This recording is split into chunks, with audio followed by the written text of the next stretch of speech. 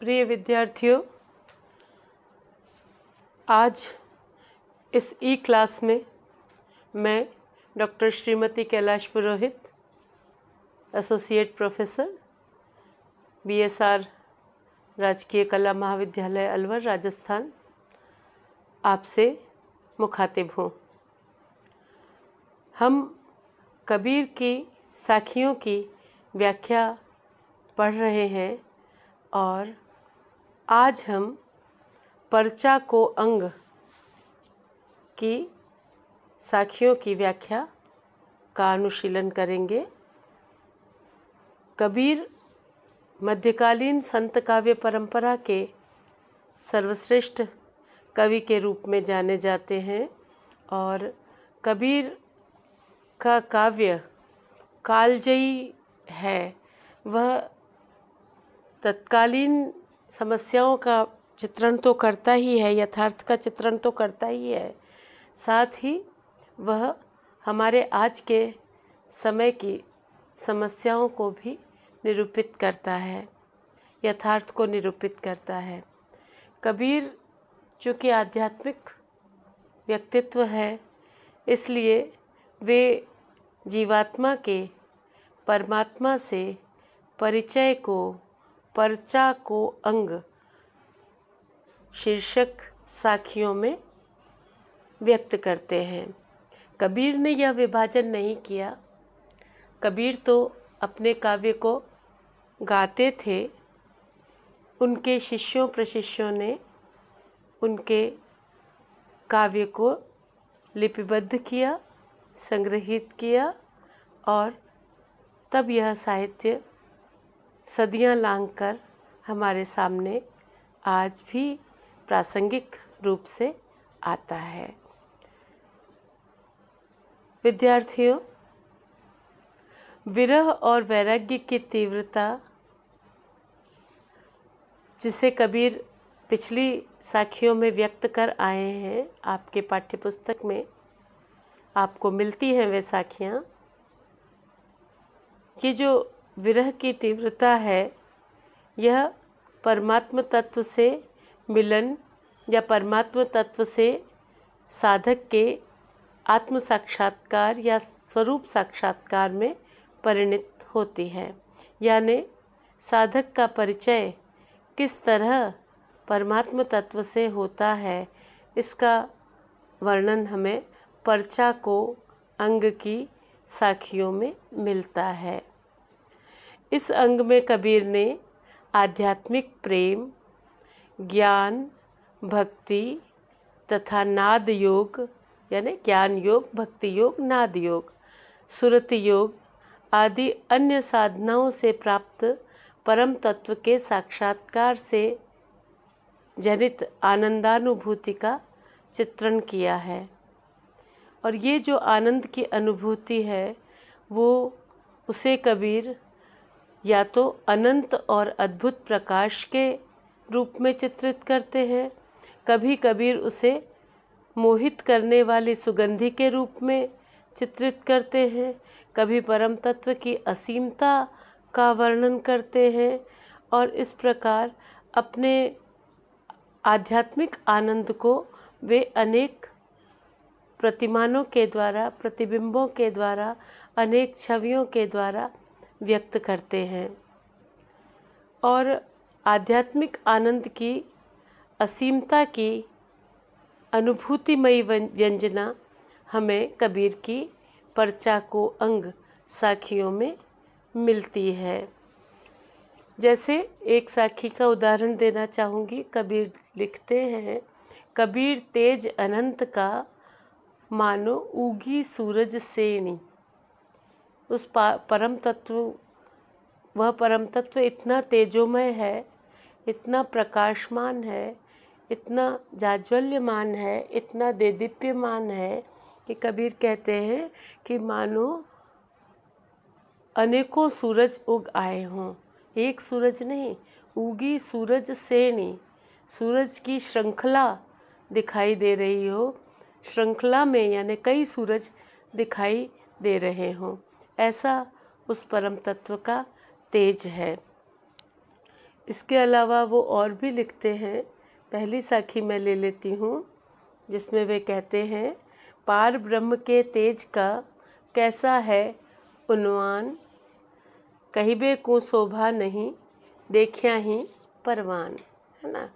वह परम तत्व, वह परम ब्रह्म जिसकी साधना में कबीर लीन है, उसका प्रकाश, उसका तेज कितना है, कैसा है, इसका कबीर कहते हैं कि अनुमान ही लगाया जा सकता है, कल्पना ही की जा सकती है कि वह जो अलौकिक है वह कितना तेजोमय, कितना अधिक प्रकाशमय है ना। वह प्रकाश इस जगत का प्रकाश नहीं है, वह अलौकिक प्रकाश है जिसे साधना की अवस्था में साधक या जीवात्मा महसूस करता है। कबीर कहते हैं कि वो केवल संकेत भर कर रहे हैं, पूरा वे उसे वर्णित नहीं कर पा रहे हैं। इसलिए लिखते हैं, कहिबे को शोभा नहीं। वह इतना तेजोमय, इतना श्रेष्ठ, इतना शोभामय है कि उसकी शोभा का वर्णन, उसके सौंदर्य का वर्णन वाणी का विषय नहीं है। वह कहा नहीं जा सकता, वह अपरोक्ष अनुभूति है, वह जागतिक अनुभूति नहीं है, वह जगत से परे है।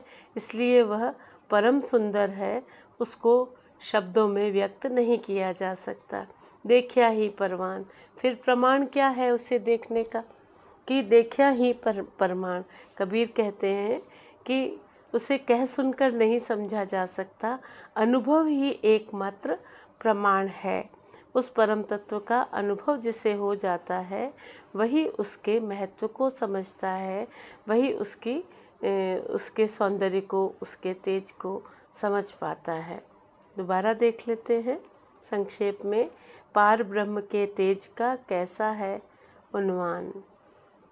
कबीर कहते हैं कि वह परम तेजोमय ब्रह्म जो अनेकों सूर्य की श्रृंखलाओं के एक जगह स्थित होने जैसा है, उसका अनुमान कैसे लगाया जाए, उसका क्या नाम रखा जाए, उसे क्या कहकर बुलाया जाए, क्योंकि वह इतना अधिक सौंदर्य है, शोभा है कि उसे वाणी में व्यक्त नहीं किया जा सकता।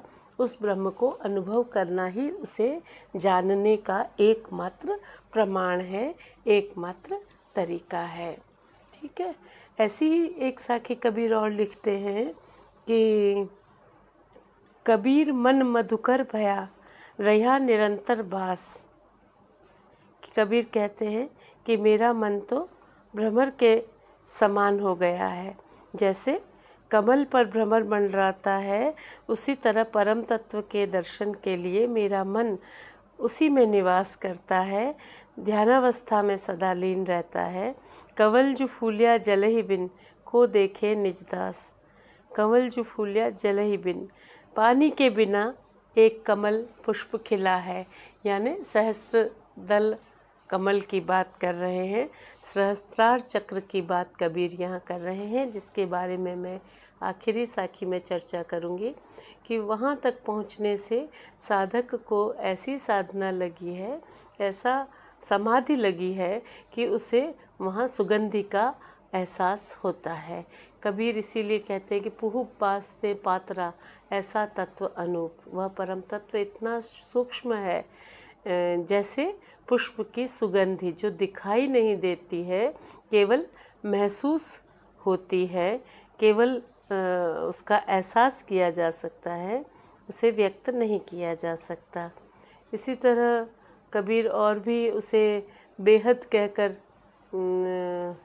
व्यक्त करते हैं कि हद छाड़ी बेहद गया, किया शून्य स्नान, मुनिजन महल न पावई तहाँ किया विश्राम।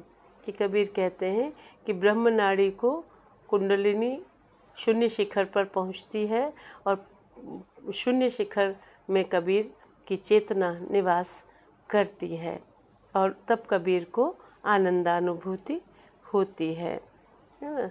एक जगह और कबीर एक साखी में उस परम तत्व को सुगंधि के माध्यम से व्यक्त करते हैं कि पंजरी प्रेम प्रकाशिया, अंतरी भया उजास, मुख कस्तूरी महमही, वाणी फूटी बास। कि हृदय में परमात्मा के प्रति प्रेम प्रकट हो गया है और अंतर्मन में उस परम तत्व का प्रकाश, ज्योति, उस परम तत्व की रोशनी, उस सत्य स्वरूप ज्ञान का आलोक व्याप्त हो गया है। और मुंह में कबीर कहते हैं कि जैसे कस्तूरी की महक आने लगी है और वाणी में भी उस परमात्मा की जैसे सुगंधि कबीर कहते हैं कि महसूस होने लगी है। ठीक है। इसी तरह कबीर अनेक साखियों के माध्यम से उस परम तत्व को ज्योति के रूप में, है ना, प्रकाश के रूप में या फिर सुगंधि के रूप में भी चित्रित करते हैं। आइए अब दूसरी साखी का अध्ययन करते हैं। पानी ही थे हिम भया, हिम वह गया बिलाई, जो कुछ था सो ही भया, अब कछु कहा न जाई। कबीर की दार्शनिक चेतना को, कबीर के दार्शनिक सिद्धांतों को यह साखी व्यक्त करती है।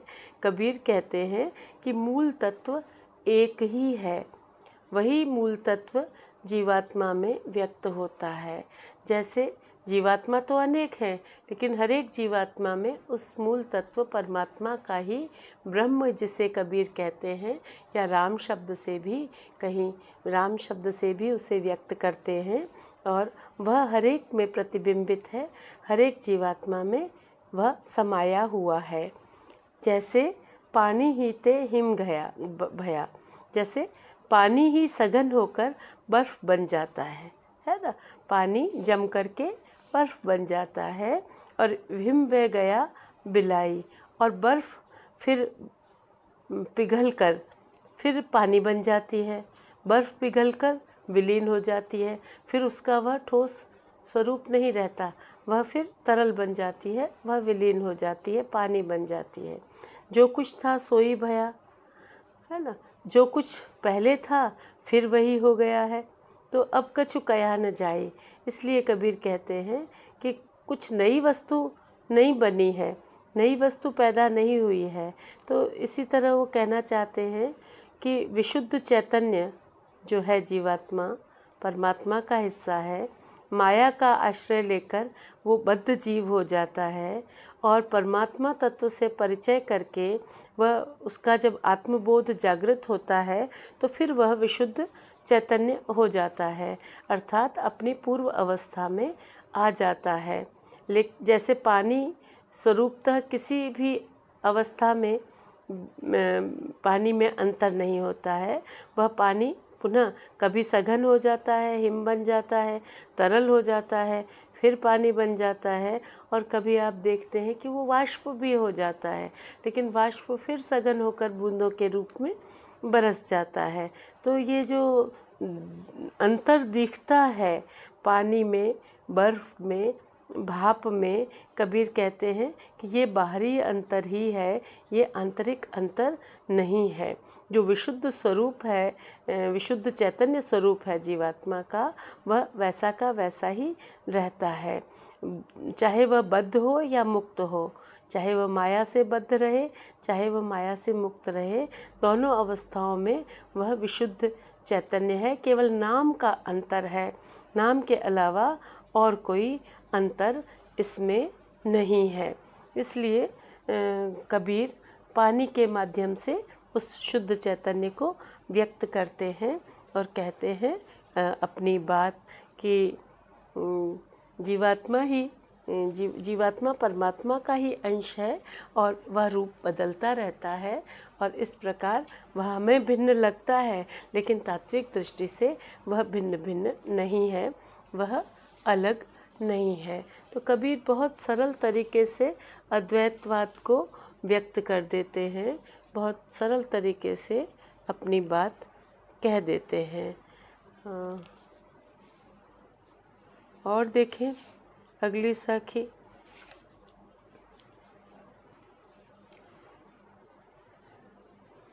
तत पाया तन बीसरिया, जब मनि धरिया ध्यान, तपनि गई शीतल भया, जब किया शून्य स्नान। क्या कहते हैं कबीर कि जब जीवात्मा ने तत्व पाया, है ना, जो मूल तत्व परमात्मा तत्व है उसका ध्यान किया, उसको प्राप्त कर लिया।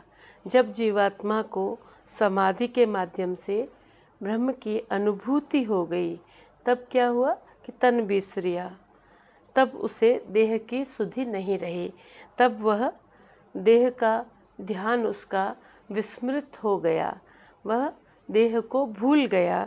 जब वह परम समाधि में लीन हुआ, जब उसने तत्व वस्तु का ध्यान किया, साक्षात्कार किया, तब कबीर कहते हैं कि जीवात्मा को या कबीर को देह विस्मृत हो गई, शरीर को वे भूल गए, है ना। जब मनि धरिया ध्यान, ऐसा कब हुआ? जब कबीर ने या जीवात्मा ने परम तत्व का निरंतर नाम जपा, गुरु के द्वारा दिए गए ज्ञान को सुना, फिर उसका चिंतन मनन किया, नाम स्मरण किया, ध्यान किया, जीवात्मा को विरह की अनुभूति हुई और तत्पश्चात साधना मार्ग पर चलते हुए जीवात्मा ने जब ध्यान के माध्यम से उस परम तत्व की अनुभूति कर ली, उसे प्राप्त कर लिया, तब देह का ध्यान विस्मृत हो गया, तब वह देह को भूल गया। तपनी गई शीतल भया। क्या कहते हैं कबीर कि जब उसने जीवात्मा ने उस राम रसायन या अमर वारुणी का पान किया, तब उसका अंतर्मन जो कि दग्ध हो रहा था विरह के कारण, विरह की अभिव्यक्ति कबीर करते हैं कि विरह में वे व्यथित हैं, तो विरह की व्यथा समाप्त हो गई, शीतल भया, और तब फिर जीवात्मा का अंतःकरण शीतलता से परिपूर्ण हो गया, शीतलता से युक्त हो गया। जब शून्य किया स्नान, जब कबीर कहते हैं कि शून्य शिखर पर पहुंचकर, शून्य चक्र तक पहुंचकर, या कबीर उसे विशुद्ध चक्र भी कहते हैं, विशुद्ध चक्र तक पहुंचकर जब जीवात्मा विशुद्ध चक्र तक अपनी कुंडलिनी शक्ति को पहुंचा गया, और तब वह अमृत के सागर में स्नान अवगाहन करने लगा, अमृत के सागर में डूब गया, अमृत के सागर में अवगाहन करने लगा, तब उसकी जो सारी ज्वालाएं थी वे नष्ट हो गईं और अंतःकरण शीतल हो गया। तो यहाँ हठ योग का भी चित्रण है, विशुद्धि चक्र की बात कबीर करते हैं, और कबीर अपने जो साधना के अनुभव हैं उनको व्यक्त कर रहे हैं। एक बार संक्षेप में देख लीजिए इस व्याख्या को कि तत् पाया तन बिसरिया, जब मनि धरिया ध्यान, तपन गई शीतल भया, जब किया शून्य स्नान। कबीर कहते हैं कि जब उनकी कुंडलिनी शक्ति विशुद्धि चक्र तक पहुँची, शून्य चक्र तक पहुँची, और शून्य चक्र में अवगाहन करने के बाद कबीर की चेतना ने ब्रह्म का साक्षात्कार किया, और उस साक्षात्कार के समय कबीर कहते हैं कि जब मैंने मूल तत्व परमात्मा तत्व को अनुभव कर लिया, तो मुझे अपनी देह का विस्मरण हो गया, देह को मैं भूल गया, क्योंकि ध्यान के माध्यम से जो ये साधना थी इसने अमृत सागर में अवगाहन करवाया, जिससे सारी जलन समाप्त हो गई, विरह की जो वियुक्ति की जो व्यथा थी वह समाप्त हो गई, और कबीर ने समाधि की अवस्था में शीतलता में अवगाहन किया, शीतलता को प्राप्त किया, उनका मन शांत और शीतल हो गया। तो इस तरह कबीर अनेक प्रकार से अपनी साखियों में परमात्मा तत्व से अपने परिचय को व्यक्त करते हैं। वे और लिखते हैं वे, इससे अलावा एक टेक्स्ट बुक के अतिरिक्त एक साखी आपको बताती हूँ। मान सरोवर शुभ्र जल हंसा केली कराएं, मुक्ता हल मुक्ता चुगे अब उड़े अनत न जाए। ये कबीर की मुक्तावस्था का चित्रण है, साधनावस्था का चित्रण भी है और मुक्तावस्था का चित्रण भी कबीर ने किया है। कबीर कहते हैं कि जो मन रूपी मानसरोवर है उसमें प्रेम और आनंद का, है ना, प्रेम और आनंद का शुभ्र जल, स्वच्छ जल है। स्वच्छ जल से प्रेम और आनंद के स्वच्छ जल से अंतःकरण शुद्ध हो गया है। अंतःकरण में प्रेम और आनंद का जल है, वही अंतःकरण ही मानसरोवर है कबीर के यहाँ। हंसा केली कराई, और जो जीव मुक्त हो चुके हैं बंधनों से, सांसारिक बंधनों से मुक्त हो चुके हैं, वे उस मानसरोवर के जल में क्रीड़ा करते हैं, विचरण करते हैं। और मुक्ता हल मुक्ता चुगे अब उड़ी अनंत न जाए।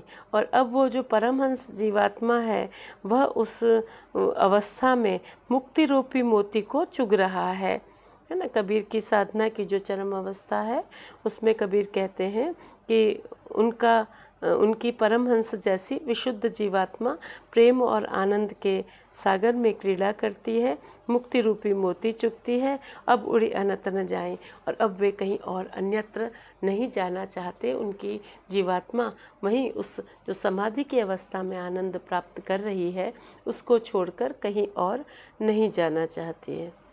ठीक है, कबीर बहुत उच्च स्तरीय अनुभूतियों को, ऊर्ध्वमुखी अनुभूतियों को अपने इसमें व्यक्त करते हैं। पर्चा को अंग साखियों में एक साखी और ले लेते हैं, महत्वपूर्ण है, और उलट बांसी के रूप में भी इसको हम देखते हैं। देखिए साखी। आकाशे मुखी औंधा कुआं, पाताले पनिहारी, ताको पानी हंसा पीवे, बिरला आदि विचारे। यहाँ एक पाठांतर और मिलता है, ताका पानी हंसा पीवे, संता करो विचारे। अब पहले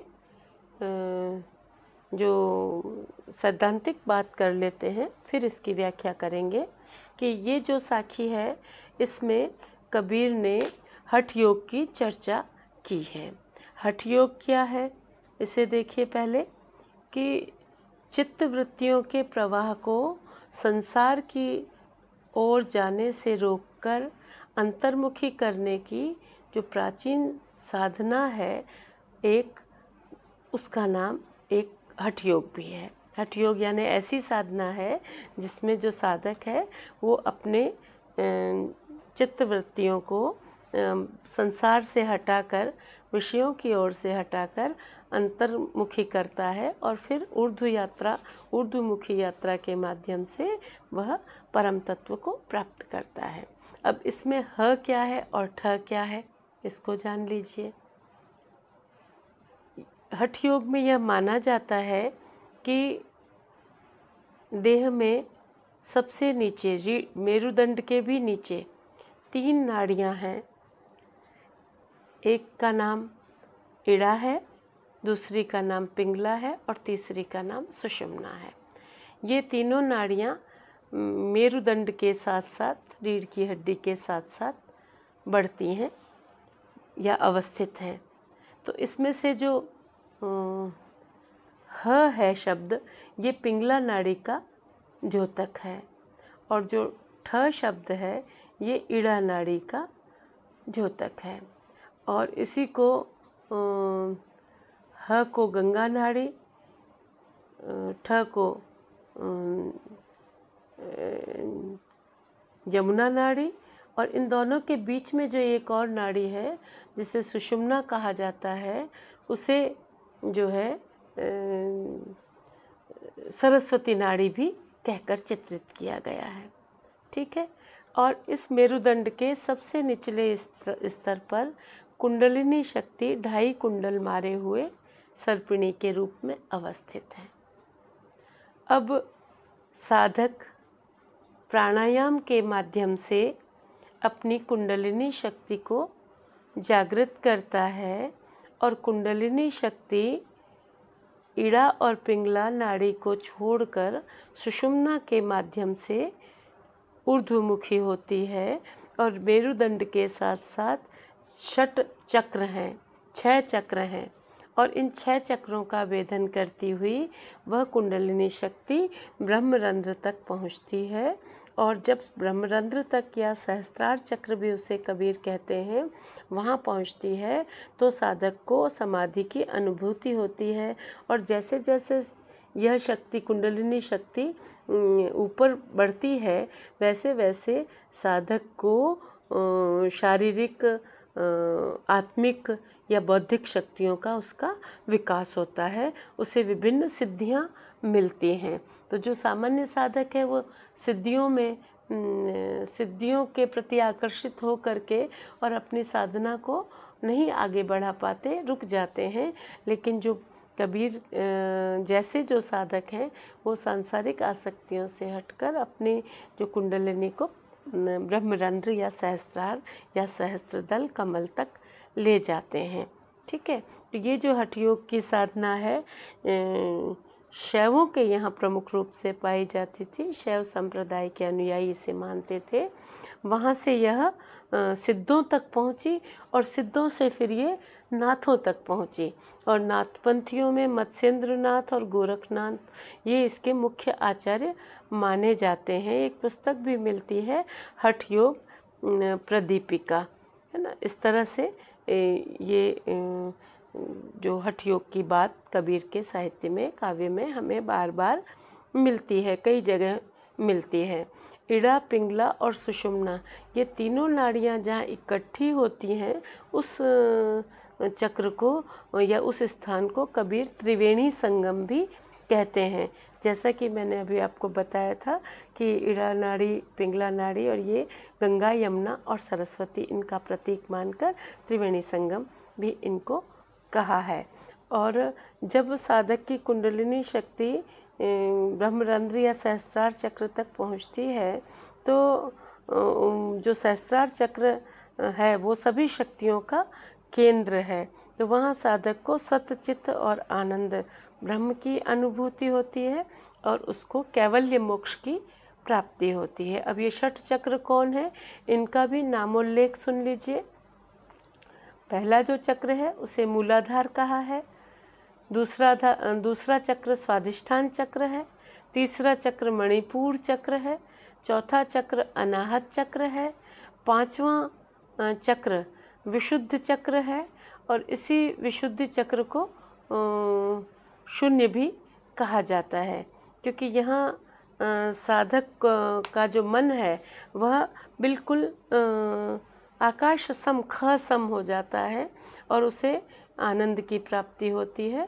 और जैसे ये जो चक्र हैं इनके भी जो हमारे पंच महाभूत हैं उनसे भी इनको जोड़ा गया है। जैसे मूलाधार पृथ्वी तत्व है, मूलाधार में स्वाधिष्ठान में अग्नि तत्व है, मणिपुर में जल तत्व है और इसके बाद जो अनाहत चक्र है उसमें वायु तत्व है और जो हमारा विशुद्ध चक्र है उसमें आकाश तत्व है।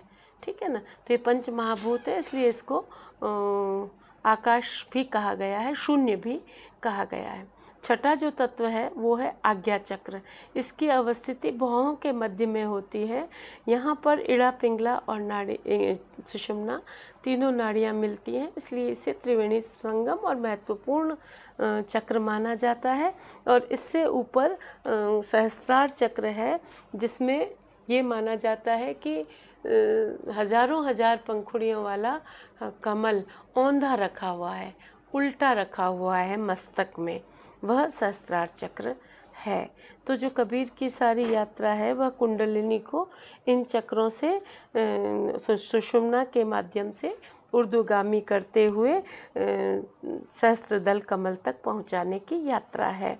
और जब साधक की जो समाधि है उसको खेचरी मुद्रा भी कहा जाता है। ठीक है, अब देखें दोबारा से। आकाशे मुख, औंधा कुआं, पाताले पनिहारी। सब स्पष्ट हुआ। पाताल में पनिहारी कौन है? कुंडलिनी शक्ति, जो कि साधना के माध्यम से ऊर्ध्वमुखी हो गई है। आकाश की तरफ उसका मुख है, ऊर्ध्वमुखी है। औंधा कुआं, मस्तक में सहस्त्रदल कमल उल्टे कुएं के समान उल्टा रखा हुआ है, जैसे कुआं उल्टा हो गया हो, वह कमल उल्टा रखा हुआ है जैसे कि कोई औंधा कुआं। ताका पानी हंसा पीवे। अब जो जिसकी कुंडलिनी शक्ति जागृत है, ऊर्ध्वमुखी है, विभिन्न चक्रों को, षट चक्रों को पार कर चुकी है और वही उस जो ब्रह्मरंध्र या सहस्त्रार कमल है उसके पानी को पी पाएगा। वह पानी कबीर के यहाँ अमर वारुणी है, जिसको पीकर जीवात्मा सांसारिक दृष्टि से, यानी उसकी सांसारिकता तो सांसारिक दृष्टि से जीता हुआ दिखता है, लेकिन उसकी सांसारिकता नष्ट हो जाती है, सांसारिकता नष्ट हो जाती है और वह परम तत्व का अनुभव करने लगता है। ताका पानी हंसा पीवे, ऐसे उल्टे कुएं का पानी कोई परमहंस विशुद्ध जीवात्मा ही पी सकता है। संता करो विचार या बिरला आदि विचारे, कोई बिरला ही है, कबीर कहते हैं, जो इस हठ योग की साधना पर विचार कर सकता है या हठ योग को समझ सकता है। दोबारा इसका अर्थ बताती हूँ कि आकाश में यानी मस्तक में औंधे मुख वाला यानी उल्टा रखा हुआ एक कुआं है। ये कुआं क्या है? सहस्त्रदल कमल है और उसमें से जल भरने वाली पनिहारी नीचे पाताल में है, यानी मूलाधार चक्र से भी नीचे 2.5 कुंडल मारे हुए कुंडलिनी शक्ति है। और जो ये अलौकिक अमर वारुणी जल, अलौकिक अनुभूति है या अलौकिक जल है, इसको कोई हंस ही पी सकता है, यानी कोई जो मुक्त आत्मा है, विशुद्ध आत्मा है ना, जो परमहंस जीवात्मा है, जिसने मुक्ति का मोती चुग लिया है, ऐसी जो जीवात्मा है वही इसे पी सकता है। बिरले व्यक्तियों ने ही इस मूल तत्व पर विचार किया है, या कोई बिरला व्यक्ति ही इस मूल तत्व पर विचार कर सकता है। तो कबीर ने यहाँ ज्ञानावस्था को हठ योग के माध्यम से व्यक्त किया है और परम तत्व से की अनुभूति के आह्लाद को भी व्यक्त किया है। थोड़ी सी मुश्किल है ये साखी, आप मुझे व्हाट्सएप पर मैसेज करके बताइए कि आपको समझ में आई या नहीं आई। उलटबासी के रूप में यह साखी है, अगर समझ आ गई तो ठीक है, नहीं समझ आई तो इसे हम दोबारा भी पढ़ सकते हैं, जब तक कि आप इसे पूरी तरह हृदयंगम न कर लें। तो इस तरह कबीर ने परम तत्व से अपने परिचय को, आत्म साक्षात्कार को, और उससे जो परम तत्व के साक्षात्कार से जो आनंद की अवस्था जीव को प्राप्त हुई है, और जीवात्मा या साधक या कबीर उस अनुभूति से अभिभूत हो गए हैं, सम्मोहित हो गए हैं। इसी को कबीर क्या कहते हैं कि मस्ती भी कहते हैं, कि मन मस्त हुआ तो क्या बोले। यही कबीर के यहाँ राम रसायन या अमर वारुणी भी है। इसमें कबीर जैसे जो जीवात्मा है, बहुत समय तक वे इसमें मस्त रहते हैं, झूमते रहते हैं, और कबीर ने इसी आनंद की अवस्था का चित्रण अपनी इन साखियों में किया है। आगे 2 अंग और हैं हमारे पास, मन को अंग और माया को अंग। इन साखियों का अध्ययन